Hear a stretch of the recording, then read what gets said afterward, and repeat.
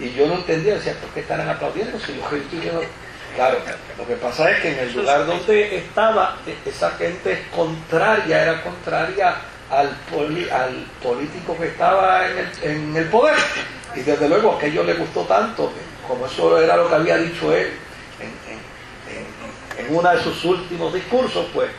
Y el pastor me dijo, muchachos, aquí tú tienes puerta abierta en esta iglesia para cuantas veces tú quieras, pero probablemente en otros pueblos te cerraste las puertas por siempre, porque pues obviamente es así. Ahora, el Levítico nos manda ese mensaje claro: el que se acerca a Dios crea que le hay, y el que se acerca a Dios ve a Dios con lo extraordinario de su ser. O sea, Dios no es un Dios para confabularse con mis caprichos.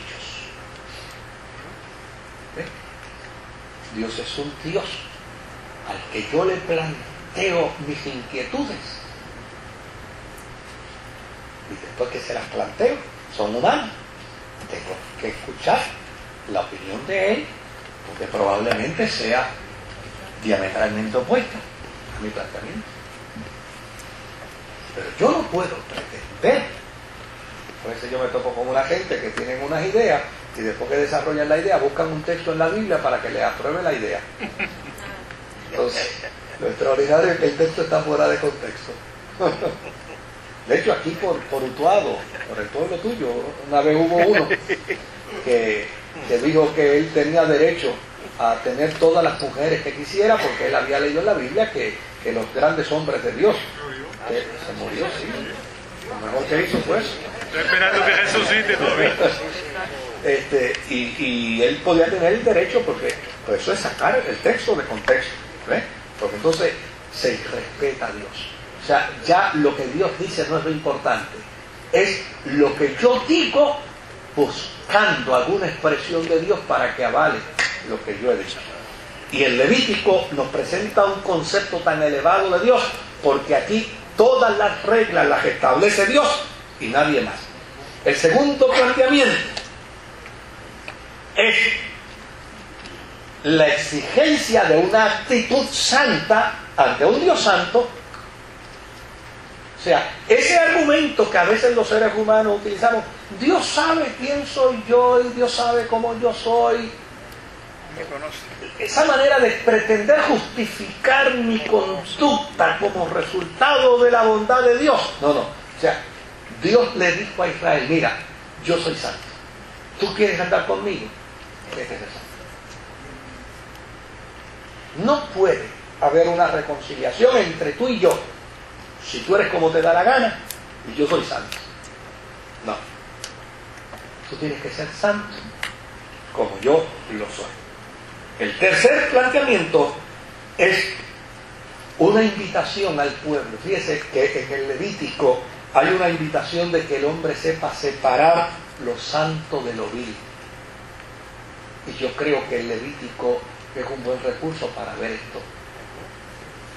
Porque no puede haber comunión entre la luz y las tinieblas, entre lo santo y lo vil. No puede. Entonces, hay una invitación en el Levítico a separarnos de lo vil.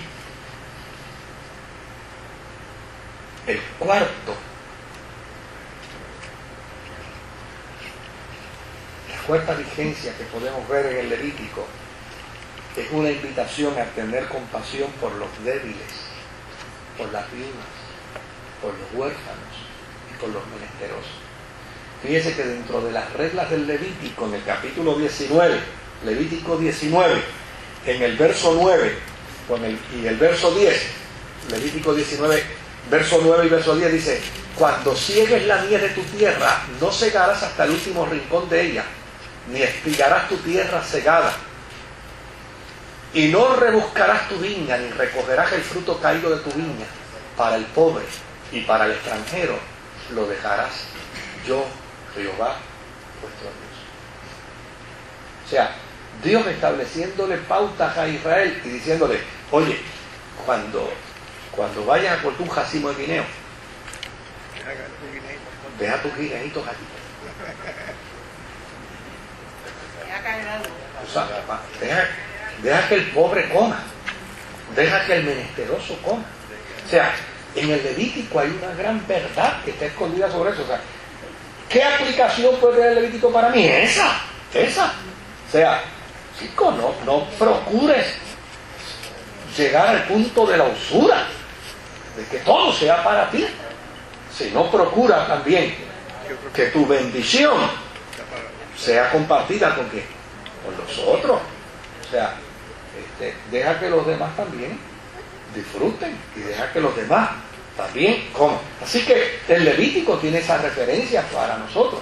Tal vez yo no tengo que matar un cabro ahora para hacer un sacrificio, pero hay unas reglas aquí que tienen relevancia y tienen tanta validez en el Levítico como en la vida cristiana.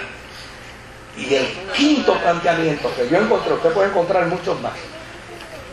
El quinto planteamiento que yo encontré es la reconciliación con la naturaleza. En el Levítico se le dice al pueblo: la tierra déjala descansar por un año.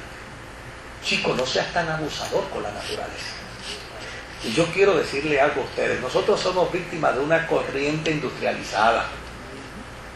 Y somos víctimas de una corriente, pues obviamente, que está en un desarrollo enfermizo. Y no nos percatamos de las grandes desgracias que nos hemos procurado como resultado de ello. O sea, hemos dañado la ecología, hemos dañado los sistemas forestales, hemos dañado los cauces de los ríos, hemos dañado la naturaleza. Aquella canción de Tony Croato, del pantano, ¿cómo se titulaba? El sueño que él tuvo con el manglar. Oiga, que para mí eso es un himno. Para mí, yo no sé si usted ha escuchado la canción del manglar de Tony Croato, pero para mí esa canción es un himno. Es una invitación a la conciencia de que hay que tener reconciliación con la naturaleza. Y déjeme decirle algo. Nosotros los cristianos somos especialistas en nuestra concepción cristiana de hablar sobre los primeros 3 procesos que conquistó Jesucristo en la cruz para nosotros. Pero siempre olvidamos el cuarto. El primer proceso fue ponernos en paz con Dios. El segundo proceso fue ponernos en paz con nosotros mismos. El tercer proceso fue ponernos en paz con nuestro prójimo. Pero el cuarto proceso es ponernos en paz con la naturaleza. Y los cristianos no trabajamos con la paz con la naturaleza. ¿Usted sabe la cantidad de gente que daña los ríos, daña? Mire, una vez yo tuve un problema bien serio, pues, con unos predicadores que aquí pues hubo una de esas tormentas, y desde luego hubo una serie de desgracias kilométricas. Imagínense, por allá, por el área oeste, el río se metió en una iglesia y se llevó a unos miembros de la iglesia y los ahogó en pleno culto. Entonces, claro, hay una gente tan desconsiderada y tan irresponsable que entonces todo eso lo empezaron a interpretar el juicio. Eso fue que el río se metió y a esos 3 Dios tenía que hacer juicio con ellos y los liquidó. Entonces la tormenta fue un juicio de Dios y la salida de los cauces de los ríos fue un juicio de Dios. Y mire, a mí me dio coraje, y como ellos lo dijeron antes de mi programa, ese fue el problema. Que después yo venía del programa mío, yo dije, estas yo no se las perdono. Y yo les dije ignorante, y les dije que desconocían lo que la Biblia enseñaba. Eso no es ningún juicio de Dios.